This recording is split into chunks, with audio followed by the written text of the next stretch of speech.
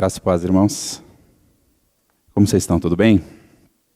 Queria olhar com vocês hoje um texto da palavra que está em Romanos capítulo 3, dos versículos de 1 a 20. O boletim vai tratar sobre todo esse trecho, esses 20 versículos, ainda que todos eles não estejam no boletim. Então, quem está com a Bíblia e quiser deixar aberta, a gente vai trabalhar bastante em cima desse texto. Quem não tiver com a Bíblia pode acompanhar no telão também, que o telão vai estar passando eles. E o tema que nós vamos tratar hoje, o tema do boletim, é qual que é a vantagem do judeu? Quem que nunca pegou e viu uma situação, ou viu alguma frase, viu algum objeto que falou, nossa, isso aqui seria perfeito para aquela pessoa. Nossa, isso aqui me lembra tal pessoa. Ah, fulano precisava ouvir isso aqui. O judeu, ele, com relação à lei, em parte ele fazia isso com o gentil. Quando Deus deu a lei para o judeu, deu também a condenação que está nela. Mas o judeu não achava que era para ele. O judeu apontava para o gentil e falava, isso aqui é para vocês, não é para a gente. E hoje é muito fácil a gente também pegar a palavra e fazer a mesma coisa. Mas não tem nenhum rodapé no final da Bíblia que vai dizer que isso aqui é para o próximo, não para você. Mas a gente tem a tendência de fazer isso e muitas vezes cristão usa texto bíblico até como uma forma de atacar o outro. É isso que judeu fez, usava a palavra para atacar o gentil. E o que nós vemos no capítulo 1 e 2 de Romanos é que não importa a nacionalidade, está todo mundo condenado. Tanto judeu quanto gentil. Mas se está todo mundo condenado, tanto judeu quanto gentil, então qual que é de fato a vantagem do judeu? Porque Deus escolheu o povo, há distinção. Vamos ler então o que Paulo vai dizer a respeito disso. O texto base do boletim é qual é, pois, a vantagem do judeu, ou qual a utilidade da circuncisão, que é o primeiro versículo, mas vamos até o 20. Vamos ler tudo e depois a gente volta vendo com mais detalhes. Qual é, pois, a vantagem do judeu? Ou qual a utilidade da circuncisão? Muita, sob todos os aspectos, principalmente porque aos judeus foram confiados os oráculos de Deus. E daí? Se alguns não creram, a incredulidade deles virá desfazer a fidelidade de Deus? De maneira nenhuma. Seja Deus verdadeiro e mentiroso todo homem, segundo está escrito, para seres justificado nas tuas palavras e venhas a vencer quando fores julgado.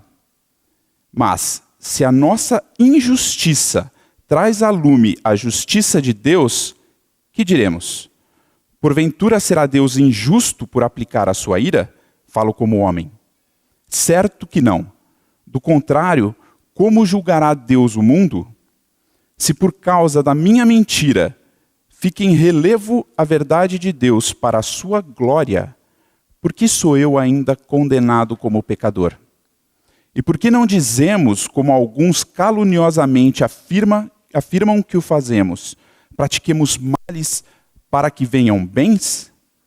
A condenação deles é justa. Que se conclui? Temos nós qualquer vantagem? Não, de forma nenhuma, pois já temos demonstrado que todos, tanto os judeus como os gregos, estão debaixo do pecado, como está escrito. Não há justo, nenhum sequer. Não há quem entenda, não há quem busque a Deus. Todos se extraviaram, a uma se fizeram inúteis. Não há quem faça o bem, não há nenhum sequer. A garganta deles é sepulcro aberto. Com a língua urdem engano. Veneno de víbora está nos seus lábios. A boca ele as tem cheia de maldição e de amargura. São os seus pés velozes para derramar sangue. Nos seus caminhos há destruição e miséria. Não conheceram o caminho da paz. Não há temor de Deus diante dos teus olhos.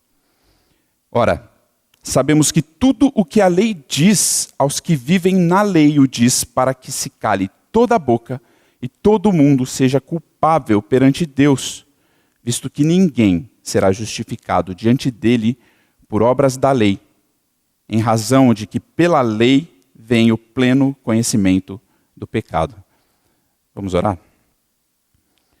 Pai, eu peço que o Teu Espírito venha abrir os nossos entendimentos, para que a Tua palavra, Pai, não fique apenas no nosso conhecer, mas se torne viva e eficaz no nosso viver, Pai. Que a gente possa carregar os frutos do novo nascimento.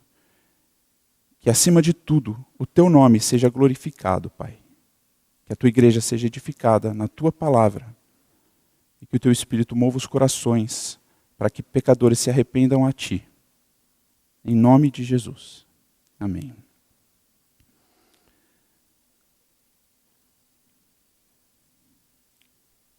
Nos 2 primeiros capítulos de Romanos, Paulo demonstra que tanto os gentios, do capítulo 1, os pagãos, libertinos, quanto os judeus, do capítulo 2, os religiosos legalistas, estão condenados diante de Deus. Têm ídolos que não são o Criador dos céus e da terra. Os dois grupos se comportam de maneira tão semelhante que parece não haver diferença entre eles.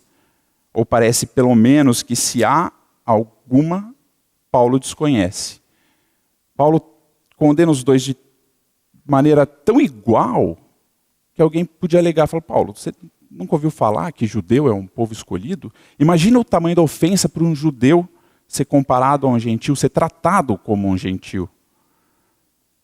O apóstolo, contudo, era um profundo conhecedor e praticante do judaísmo. Ele estava à frente de muitos que tinham a mesma idade, conforme Gálatas 1,14. Não foi por acaso ou por desconhecimento que Paulo colocou todos sob a mesma condição. Sua intenção era mostrar que essa diferença não é suficiente para garantir-lhes a salvação. No capítulo 3, então, ele passou a falar sobre qual seria a vantagem do judeu sobre o gentil.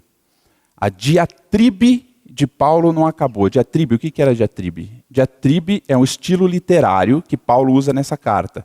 O que ele faz? Ele faz perguntas retóricas, perguntas que não precisam de resposta, a um opositor imaginário. Ele cria alguém que está se opondo ao que ele fala e faz perguntas e respostas e fica indo e vindo. Então, ele não parou de fazer isso aqui. E o judeu imaginário, esse opositor, faz a pergunta, então, qual é a vantagem do judeu? Ou qual a utilidade da circuncisão? Ao que Paulo responde no versículo 2. Muita, sob todos os aspectos, principalmente porque aos judeus foram confiados os oráculos de Deus. É como se Paulo dissesse, eu sei o que significa ser judeu. O povo escolhido não foi negligenciado, ao contrário, foi-lhe dado um lugar de honra, de destaque. Os judeus eram aqueles a quem Deus se dirigia, eram orientados diretamente por Deus e responsáveis por levar a palavra de Deus. Esse é um privilégio que ninguém poderia tirar deles. Mas ao mesmo tempo em que Paulo mostra o lugar de honra dos judeus, não permite que eles se vangloriem, pois a vantagem dos judeus está em serem escolhidos por Deus. Não há nenhum mérito inerente a eles. O judeu não era especial, por isso Deus os escolheu. O que fazia dos judeus especial é o fato de Deus terem escolhido eles. Eu tenho na minha carteira uma palheta que eu comprei quando eu viajei com a minha esposa. E a palheta tem o desenho da bandeira desse lugar. E eu escolhi essa palheta, tinha várias lá. Todas, um monte de palhetas iguais com a bandeira daquele lugar. Eu peguei uma. Qual que é o valor dessa palheta em si? Centavos, ela não vale nada. Mas eu, na viagem com a minha esposa, peguei, e isso é uma memória que eu tenho dessa viagem. Para mim, ela tem valor. Mas não porque ela seja valorosa, mas porque eu atribuí valor a ela. O judeu é assim. Não é que o judeu era um povo especial, o melhor do melhor do melhor, então Deus escolheu eles, porque eles vão levar minha palavra, porque eles são o melhor. Não. Eles são o povo escolhido de Deus. E essa é a vantagem deles. O simples fato de ser escolhido. Isso não está tão claro, tão explícito no versículo 2. Isso vai ficar mais explícito a partir do 9. E Paulo, nesse meio tempo, ele vai abrir um parêntese, que vai falar do versículo 3 ao 8, sobre o povo judeu. E ele vai falar que esse povo não está simplesmente salvo porque foi escolhido. Existem judeus que se perdem. E se o judeu se perde, a responsabilidade é dele, não de Deus. Ele também vai mostrar, citando o Antigo Testamento. Ou seja, isso não é novidade para vocês. Vocês não deveriam estar espantados com o que eu estou falando. Então, seguindo em sua diatribe, Paulo usa mais uma vez o seu opositor imaginário para perguntar. Romanos 3:3. E daí? Se alguns não creram, a incredulidade deles virá desfazer a fidelidade de Deus? Todo esse trecho ele é difícil da gente ler numa vez só, porque Paulo ora pergunta, ora responde, ora o imaginário dele, o opositor imaginário pergunta, ora responde. Mas aqui ele está falando que teve gente que se perdeu. Se alguns não creram, ou seja, judeu não está necessariamente salvo. Mas Deus escolheu esse povo. Se Deus escolheu o povo e ele não foi salvo, os judeus vão falar, seria responsabilidade de Deus isso. Deus não cumpriu a promessa dele. Deus é um traidor.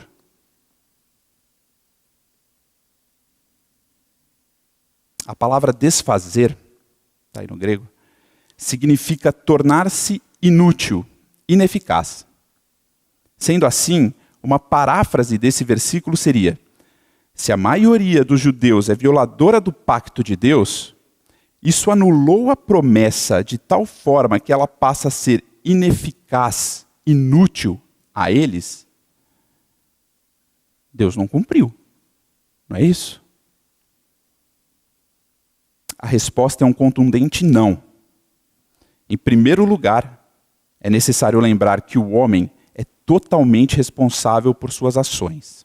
A responsabilidade e consequência de seus atos recaem única e exclusivamente sobre ele. Quando eu peco, eu escolhi pecar.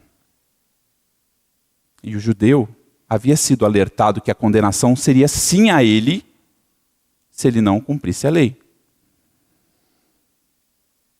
Quando eu rejeito, eu faço de forma deliberada. Às vezes a gente cresce na igreja, nasceu em família cristã, e acha que isso vai passar de geração em geração. Meus pais foram na igreja desde que eram pequenos, eu vou na igreja desde que eu era pequeno. Estou levando meus filhos na igreja. Deus vai olhar diferente para mim.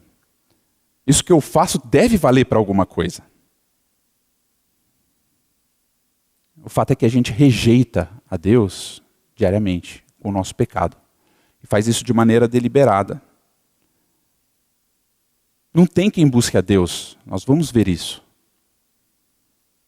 E essas coisas que a gente faz para tentar substituir o nosso pecado não vão valer para nada. Porque o fato é, Deus estendeu as mãos para nós todos os dias. E a gente o rejeitou. Deus estendeu a mão a Israel todos os dias. Romanos 10, 21.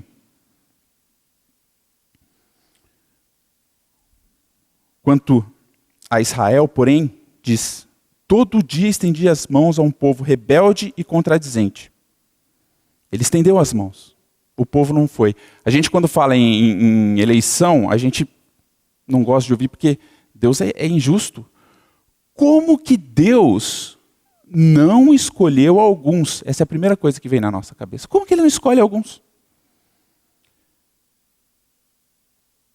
Todos nós estamos condenados desde a nossa concepção.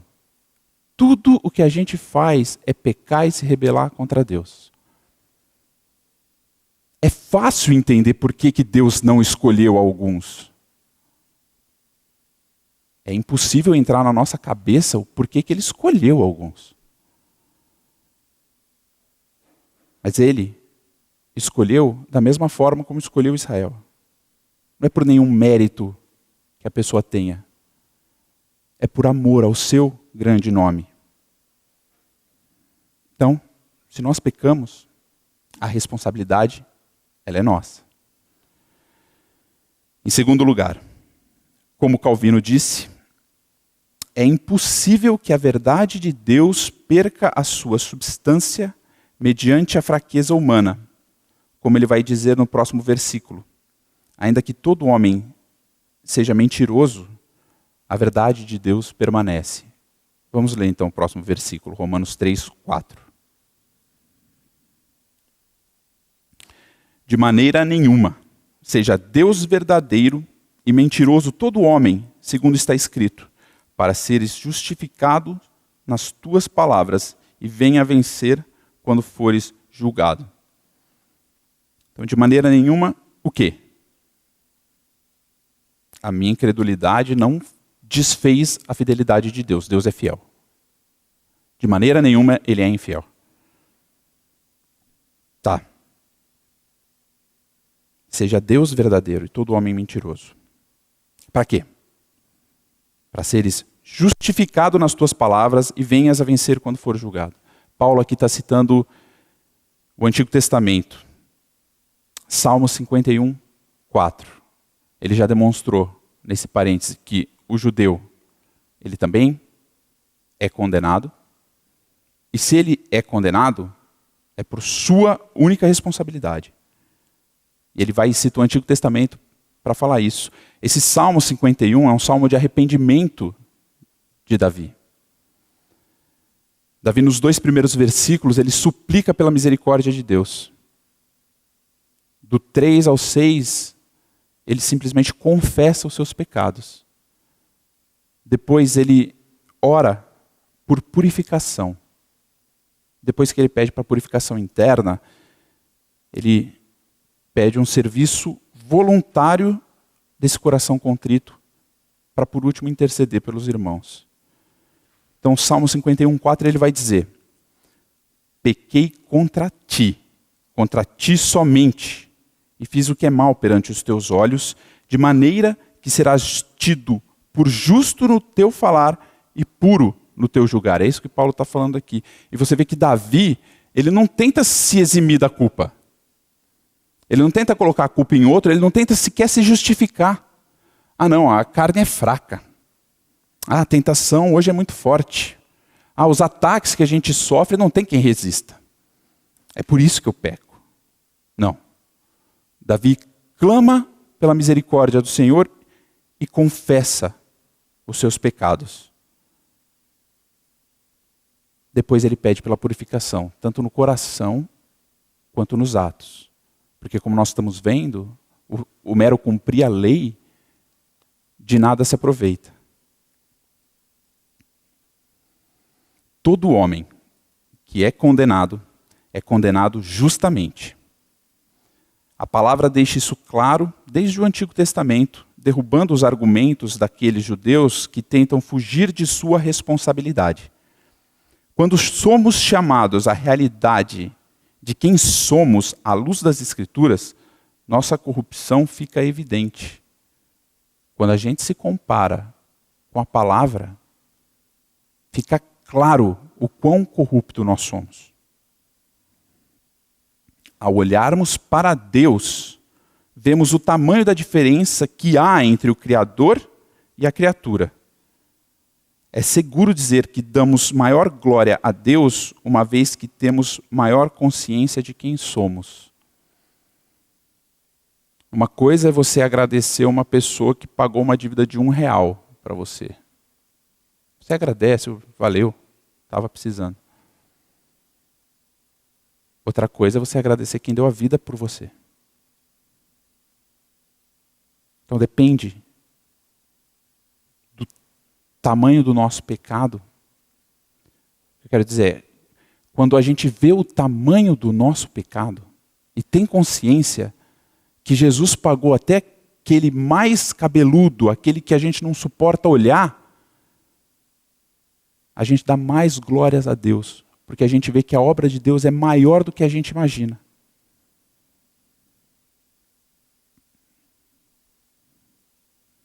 E no versículo 5 ele vai dizer: mas se a nossa injustiça traz à lume a justiça de Deus, que diremos? Porventura será Deus injusto por aplicar sua ira? Falo como homem. Se quanto maior o meu pecado, mais glória eu dou a Deus, afinal das contas, o mérito da glória de Deus é meu. A minha injustiça traz à lume, traz à luz, evidencia a justiça de Deus. Ele não vai ser injusto se ele me condenar por isso? Ele está sendo glorificado por isso. Mesmo sendo uma diatribe, essas perguntas e respostas retóricas, mesmo estando claro que não é Paulo que está falando aqui, mas é o opositor imaginário dele, Paulo não suportou, parece que ele não aguentou escrever isso. Na sequência ele fala, falo como homem. Ele está dizendo, usa o argumento humano. Olha, isso aqui não sou eu que estou falando. O que é o aplicar a ira? Deus é justo em aplicar a ira. Do que ele está falando? Ele está falando da condenação dos judeus. Se o que os judeus faz, se a injustiça dá glória a Deus, como que vai ser condenado? O mérito da justiça dele é meu.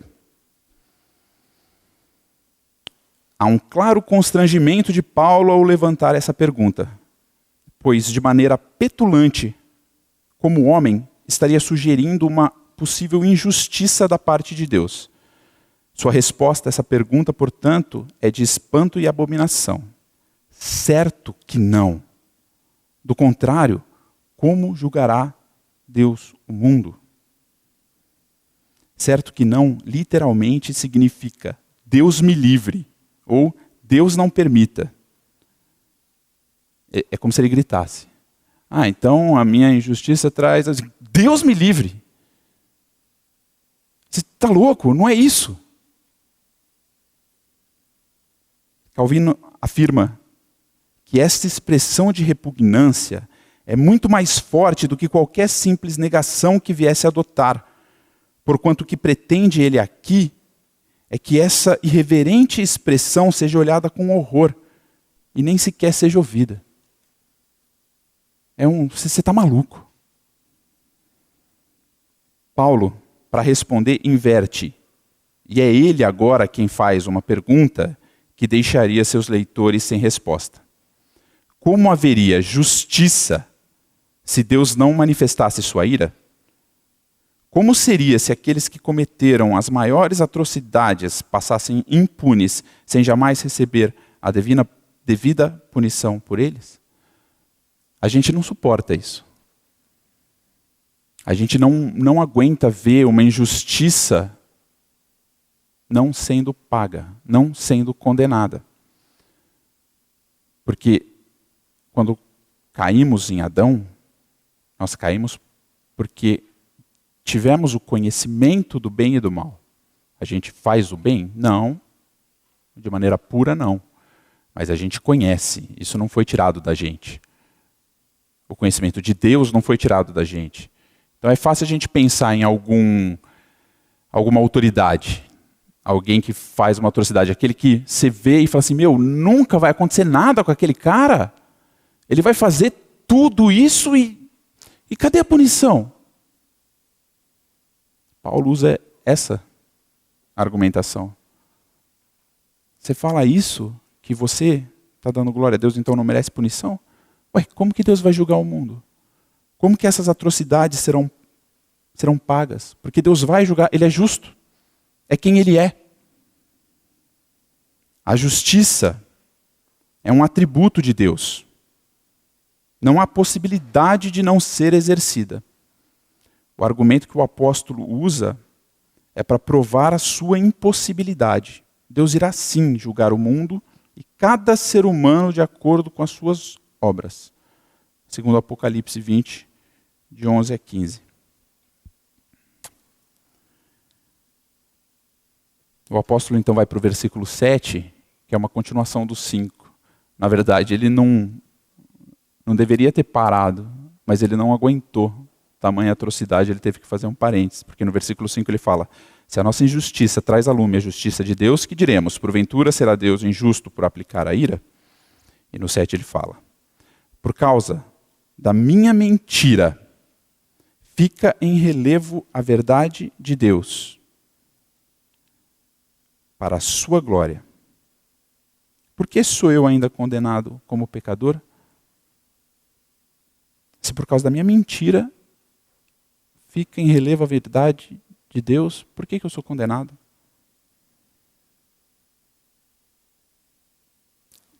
Deus é verdade. Deus é verdade absoluta. Ponto. Ele não precisa que a gente minta para que ele seja verdade. Não estamos falando de verdades relativas. Nós estamos falando de absoluto. É como falar do branco. Branco é branco. A cor branca vai ser branca sempre. Isso é um fato. Agora, se eu pego o branco e coloco do lado do branco um bege bem claro e me afasto bastante de vocês, fica difícil distinguir. O branco deixou de ser branco? Não. O bege deixou de ser bege? Não. O fato é que eu e você, nós não somos o bege. Nós somos o preto.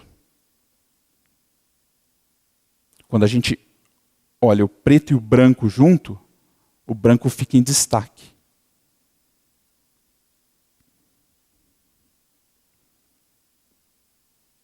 Até mesmo os nossos pecados, no final das contas, eles dão glória a Deus. Mas não me confunda. Não é vontade de Deus que a gente peque para que Ele seja glorificado. Deus é glorificado apesar dos nossos pecados, não por causa deles. E no versículo 8, Paulo diz, e por que não dizemos, como alguns caluniosamente afirmam que o fazemos, pratiquemos males para que venham bens? A condenação deles é justa.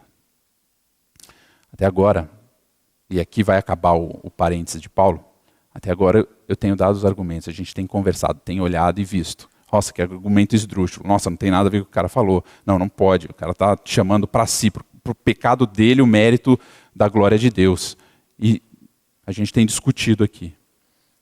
Paulo não se dá ao trabalho. Paulo fala, a condenação deles é justa. Paulo diz, eles não merecem nem resposta.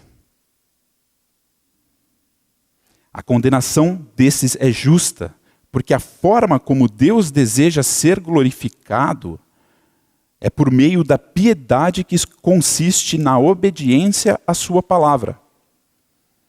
Todos os que transgridem a vontade de Deus não buscam a sua glória, mas demonstram o mais puro ato de rebeldia.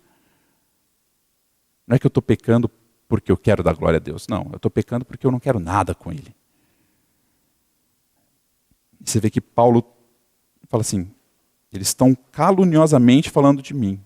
Então Paulo está sendo acusado de pregar justamente isso. Paulo está sendo acusado de antinomismo, de falar que não é lei, vai, peca, não tem lei. Fica à vontade, faz o que vocês quiserem. E só para abrir um parênteses aqui para a gente,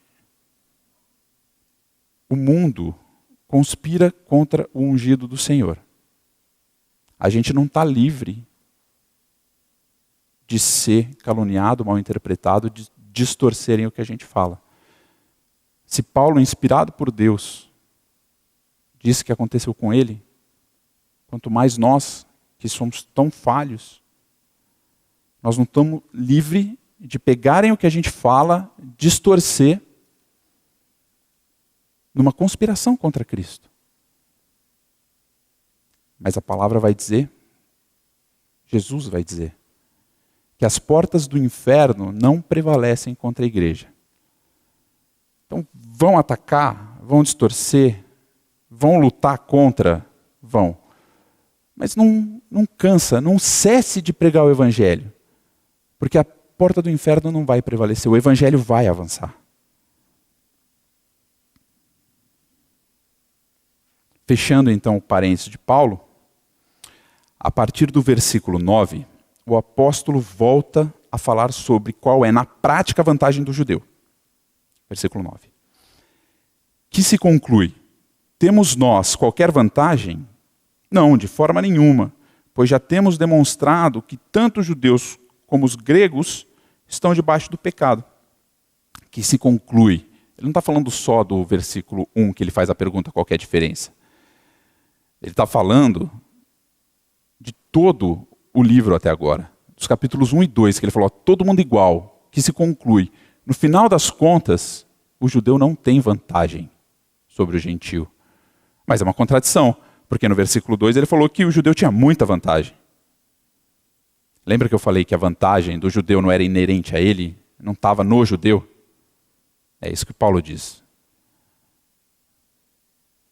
A vantagem que você tem, ela não é sua. Agora Paulo vai tratar de forma clara e falar para os judeus que eles não são diferentes e jogar uma condenação, uma sequência de versículos que não vai dar resposta para o judeu.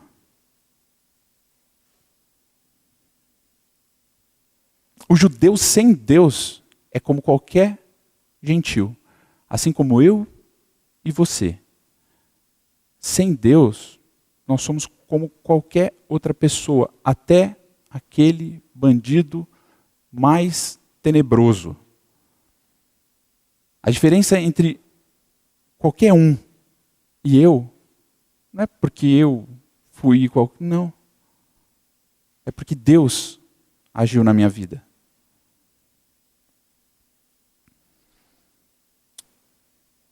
E Paulo disse que ele demonstrou. Temos nós qualquer vantagem? Não, porque já temos demonstrado. No boletim, a expressão temos demonstrado é um termo forense. Possui o mesmo peso de uma acusação em uma ação judicial. Foram levantados testemunhos e provas para embasar a sentença, que no caso é uma condenação. O apóstolo convocou toda a humanidade para comparecer perante o tribunal divino, a fim de incluir todos sob um único destino, a morte. Paulo provou. O termo forense é um termo jurídico, está provado. Vocês não têm mais como escapar. Ele vai falar que todos estão debaixo do pecado. Por mais que no capítulo 6 Paulo escreva com todas as letras que o salário do pecado é a morte, aqui os judeus já sabiam do que ele estava falando. Quando ele falou, vocês estão debaixo do pecado, o judeu já tinha entendido que era uma condenação para a sua morte. E agora então, Paulo não vai dar nem chance para esse opositor imaginário dele, a partir do versículo 10, se levantar para fazer qualquer oposição. Ele se antecipa a qualquer oposição. Se alguém fosse levantar a mão e falar assim, não, mas veja bem, Paulo já deu no meio. Romanos 3, do 10 ao 18. Como está escrito, ou seja, eu estou citando o Antigo Testamento, vocês já deveriam saber disso. E Paulo cita 2 salmos aqui. Não há justo, nenhum sequer. Ah, não, não, nenhum.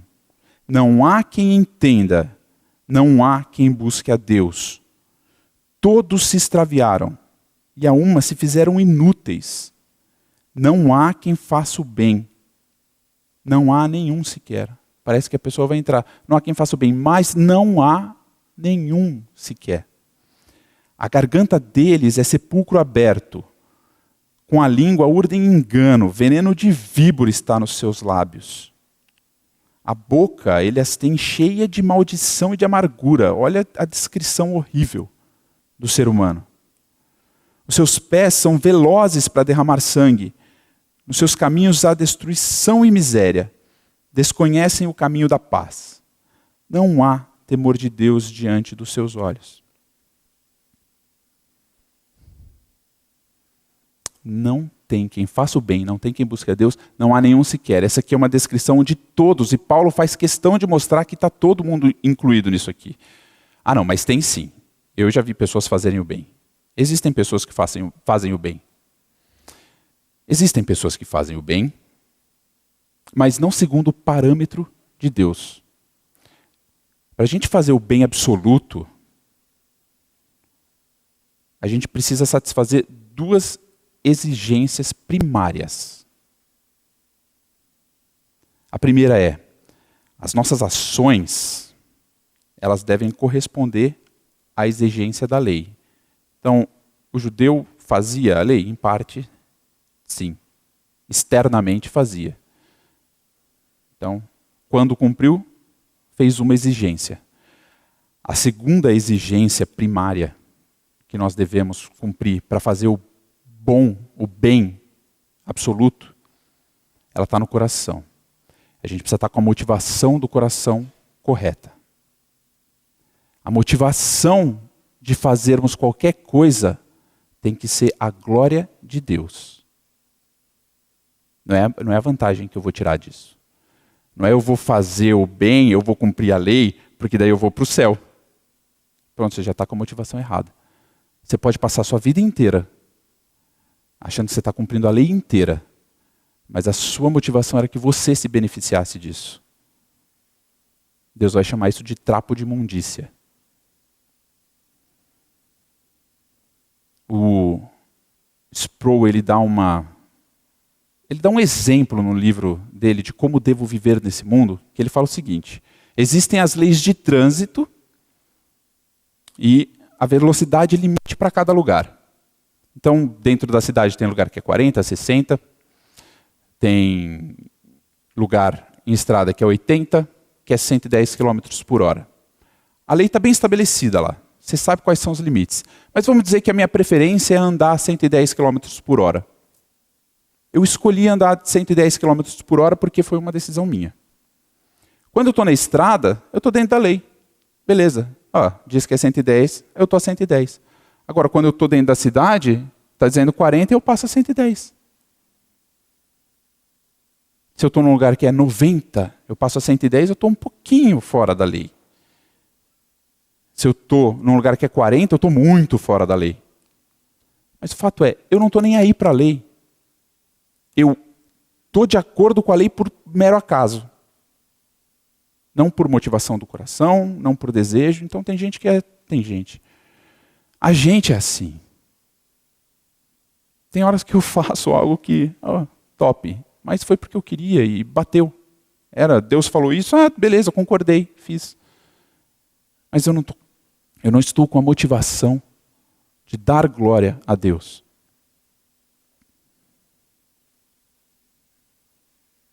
Não há temor de Deus diante dos seus olhos. Não há conhecimento. Não é que eles não sabem quem é Deus, coitados. Não há temor. Sabendo quem é, não lhe deram glória. Como ele fala nos primeiros 2 capítulos. Como já mencionado, nos 2 primeiros capítulos, a condenação do homem não se dá porque ele não conhece a Deus, mas porque não o teme, não lhe dá glória. E finalmente, após 2 capítulos e meio, Paulo se encaminha para a conclusão de seu último argumento, dessa vez invocando a lei. Se não há vantagem em ser judeu, para que existe a lei? Tá bom, você já colocou todo mundo sob a mesma condenação, está todo mundo no mesmo balde, é todo mundo igual, não tem vantagem nenhuma ser judeu, então, o que foi isso? Por que recebemos a lei? Por que nos foi dado? Versículo 19. Ora, sabemos que tudo o que a lei diz aos que vivem na lei o diz para que se cale toda a boca e todo mundo seja culpável perante Deus. Aqui ele fala, aos que vivem debaixo da lei. Judeus, vocês receberam a lei? Então ela é para vocês calarem a sua boca. Romanos 10, 5. Paulo escreve assim. Ora, Moisés escreveu que o homem que praticar a justiça decorrente da lei viverá por ela.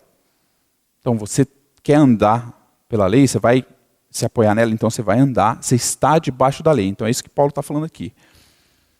A lei está falando para você que está debaixo da lei. Que o cumprir não adianta. É para você simplesmente pôr a mão na tua boca e ficar quieto. Se examina, vê, bateu com a lei? Não, então nem tenta se defender. O tom de seriedade de Paulo continua quando ele diz que toda a boca deveria se calar. Para que toda a boca esteja fechada, conforme algumas traduções, é novamente uma metáfora extraída dos tribunais de justiça, onde o réu, se tem algo a apresentar em legítima defesa, pede que o deixe falar a fim de eximir-se das acusações com as quais o condenam. Porém, se sua consciência o fustiga, então ele mantém silêncio e sem dizer uma palavra sequer aguarda sua condenação, visto já estar condenado por seu próprio silêncio. João Calvino falou isso. É como Jó. Jó, ele apresentou sua defesa perante os amigos, ele apresentou sua defesa perante Deus. Ele acusou Deus de injustiça quando se diz mais justo que Deus. Então ele pôs todos os argumentos. Olha, está aqui, por isso eu não mereço estar passando pelo que eu estou passando. Deus, quando fala com Jó, ele não explica para Jó por que ele fez as coisas, ele simplesmente se manifesta. E essa visão que Jó tem de Deus é o suficiente para ele falar assim, ó, feche minha boca. Eu já apresentei meu caso, mas agora eu vi quem que você é, ó. Eu sou culpado. Eu não me defendo mais. O último ponto de Paulo é, portanto, dizer o óbvio. Dizer o que após sua defesa muito bem elaborada e embasada, ficou muito evidente. A lei não pode salvar. Esse não é o motivo da lei ter sido escrita. Não é para cumprir, não é isso. Ela não é para salvar. Versículo 20. Visto que ninguém será justificado diante dele por obras da lei, em razão de que pela lei vem o pleno conhecimento do pecado. Ninguém será justificado diante dele por obras da lei. Vamos dar uma olhada em Romanos 2, versículo 7.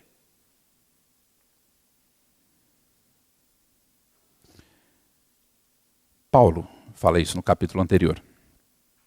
A vida eterna aos que, perseverando em fazer o bem, procuram glória, honra e incorruptibilidade. Aqueles que procuram o bem vão ter a vida eterna. Versículo 10. Glória, porém, e honra e paz a todo aquele que pratica o bem, ao judeu primeiro e também ao grego. Aquele que pratica o bem. Versículo 13. Porque os simples ouvidores da lei não são justos diante de Deus, mas os que praticam a lei hão de ser justificados. Os que praticam a lei hão de ser justificados. Ninguém será justificado por obra da lei. Que contradição é essa de Paulo? Paulo está dizendo, a lei é para calar a boca das pessoas. Então, quando ele estava falando no capítulo 2, ele vai falar assim, ó, quem é justo está justificado. Quem procura as coisas boas tem vida eterna. O judeu ia olhar aquilo e falar assim, epa, Não sou eu. A lei está mostrando. Você faz isso? Opa, não faço. Então seu lugar não é aqui na lei. Você precisa de uma outra alternativa. Porque se você não cumpriu, você não obteve. Paulo faz afirmações hipotéticas que é para evidenciar o pecado. É para deixar claro. Paulo diz que até mesmo se alguém fizer obras que são aprovadas pela lei, as que têm maior virtude, se é que isso existe, não será salvo por elas. Não adianta chegar diante de Deus com obras de caridade para tentar comprar a sua salvação. Não adianta pesar a balança em favor do bem que se faz, conforme Tiago fala.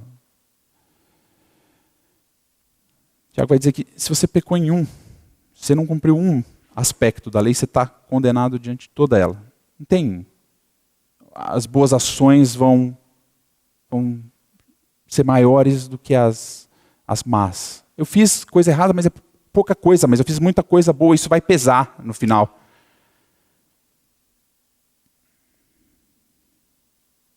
Antes mesmo de nascermos, no ato da nossa concepção, já adquirimos uma dívida que nunca seremos capazes de pagar. Não adianta as boas obras para tentar pagar a nossa dívida. Isso significa que nunca haverão boas obras. Não, eu não estou falando aqui das boas obras que foram preparadas de antemão para que andássemos nelas. Essas obras que foram preparadas de antemão para a gente andar nelas, a dignidade dessas obras está no pacto divino de Deus conosco. Não é que elas têm algum valor que vão me salvar. Elas são evidência da nova aliança, da obra maravilhosa que Deus fez comigo. Isso significa também que eu não estou falando de antinomismo. Não é que a lei foi jogada fora. A lei não foi jogada fora. Gálatas 3:21.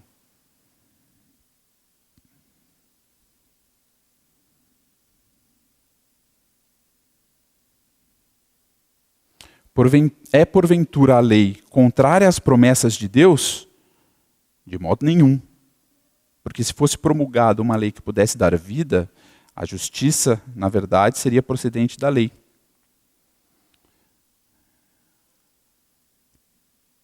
A lei não é jogada fora. Mas ela também não nos salva. A lei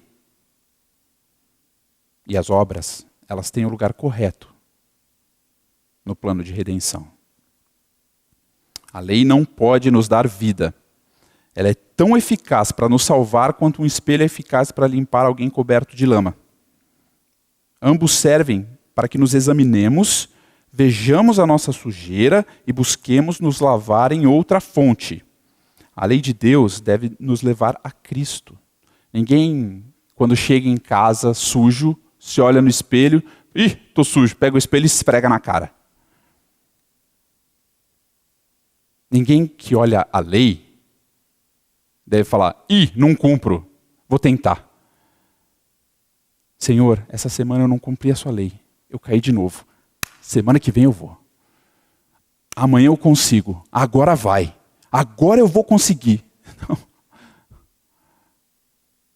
Eu não cumpro sua lei, Senhor, tenha misericórdia. A lei ela tem que apontar para Cristo. Quando a gente olha e não faz, corre para Cristo.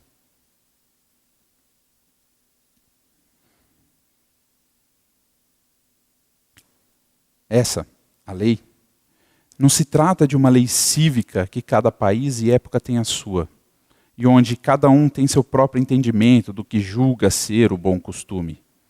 Antes, é a lei usada para sondar e esquadrinhar os corações, para dar a cada um segundo o seu proceder, desde a concepção dos pensamentos. Não é só as ações, é desde a concepção dos nossos pensamentos. A lei de Deus, ela exige tudo de nós. Amarás o Senhor teu Deus com todo o teu coração, com toda a tua força, com todo o teu entendimento, de toda a tua alma. E aqui, a palavra não fala assim, Você tem que ser aquele que mais ama em todo o universo. Pega o mais santo dos santos que passou e você tem que amar mais que ele. Não, ele está falando conforme a tua força, conforme o teu entendimento. A minha força é muito pequena, meu entendimento é muito limitado. Tudo bem. Mas eu quero ele inteiro. E quer saber? É desesperador quando a gente olha para a gente para saber que a gente nunca fez isso. Nunca entregou tudo isso. Nosso coração, nossa alma, nossa força e nosso entendimento. Agora, quando eu olho para Cristo, não teve um segundo da vida dele na terra em que ele tenha deixado de fazer isso. Ele amou o Pai com toda a força, com todo o entendimento, com toda a alma dele, com todo o coração, o tempo inteiro que ele teve aqui. Como foi dito, a lei de Deus nos aponta para o caminho, Jesus Cristo. É exatamente assim que continua o capítulo 3 de Romanos. Ele nos mostrará que justamente por sermos miseráveis e estarmos condenados, só há uma possibilidade de salvação: arrependermos-nos e crermos no Evangelho. A lei é para apontar para Cristo. Porque se eu for ser julgado pela lei, o Deus justo, ele vai cobrar cada mínimo detalhe fora dessa lei. Mas Jesus Cristo, o nosso justificador, ele também atraiu sobre si cada mínimo detalhe que eu andei fora. Do menor ao maior pecado está pago lá. E o mesmo Deus justo que vai cobrar aqueles pecados que não foram pagos, ele não cobra o que já foi pago.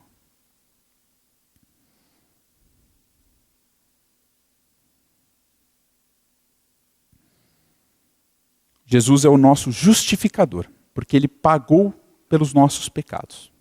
O justo que morre pelos injustos. 2 Coríntios 5, 21. Aquele que não conheceu o pecado, ele o fez pecado por nós, para que nele fôssemos feitos justiça de Deus. Aquele que não conheceu o pecado. Como é importante a gente falar da perfeição de Jesus, sabe por quê? Porque alguém que tem dívida não consegue pagar a dívida do outro. Se eu não tenho saldo, se eu estou devendo, como que eu vou pagar? Não só a minha, como a do outro. Agora Jesus veio sem pecado. Ele pôde pagar a minha dívida. Jesus, quando atraiu para si os nossos pecados, apresentou-se diante de Deus com nossa culpa. Não havia outra possibilidade de Deus senão derramar sobre ele todo o furor de sua santa e perfeita ira. Aquela ira que estava reservada a nós. Toda a eternidade da ira de Deus foi comprimida, concentrada e lançada sobre o seu próprio Filho. Eu mereço uma eternidade no inferno. Jesus pagou a minha eternidade no inferno. E não só a minha. Ele pagou a eternidade de muitos. Jesus pegou a eternidade de muitos e jogou em poucas horas em Cristo na cruz. Tudo de uma vez. Quando ele se apresentou sujo. Sujo do quê? Sujo de mim, sujo de você. E a gente pergunta, mas como que poucas horas do sofrimento de um homem pode pagar pela eternidade do pecado de muitos? É porque uma única gota do sangue de Jesus vale mais do que toda a criação, todo o universo colocado junto. Graças a Deus que ele, por vontade própria, foi na cruz. Graças a Deus que ele não olhou para mim e viu em mim uma motivação de ir para a cruz. Graças a Deus porque ele, por amor do seu nome, por ser amor, demonstrou amor para comigo. Graças a Deus que Ele levou a mim e os meus pecados naquela cruz e crucificou para que depois eu também ressuscitasse com Ele, para ter uma nova vida, uma vida onde eu não fico mais tentando fazer a lei porque eu quero fazer a lei e lutando contra ela e perdendo. Mas uma vida em que eu quero um relacionamento com Deus. E a consequência disso é andar na lei. Não por esforço, mas porque Ele me capacitou para fazer, porque Ele mudou quem eu sou. Eu odiava a lei, amava o pecado. Agora eu amo a lei, porque a lei é um reflexo do caráter de Deus. E eu quero ser como Cristo.